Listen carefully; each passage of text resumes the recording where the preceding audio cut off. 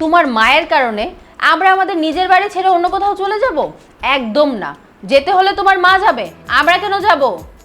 ঠিক বলছো তুমি, তুমি একদম ঠিক কথা বলছো। আমি আমার মার কাছে গিয়ে আমি আমার মাকে বলবো এই এলাকা ছেড়ে চলে যেতে, আর একান্তই যদি না হয় আমি বলবো ওই সুইপারের কাজ ছেড়ে দিতে। কারণ একবার তো সম্ভব না, বুঝোই তো, একটা একটা করে তার কাছ থেকে ছিনিয়ে নিতে হবে।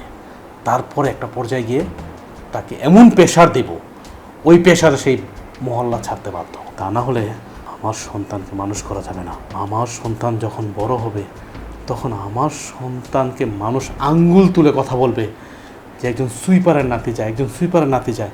তখন আমরা আমাদের সন্তানের কাছে জবাবদিহিতা করতে হবে, সেটা বুঝতে পারো তুমি? আমি সেই চিন্তা করি তো আমার মাথাটা নষ্ট হয়ে যাচ্ছে, আমার কোনো কিছু খাবার আমার মুখে যাচ্ছে না, আমি কি করবো?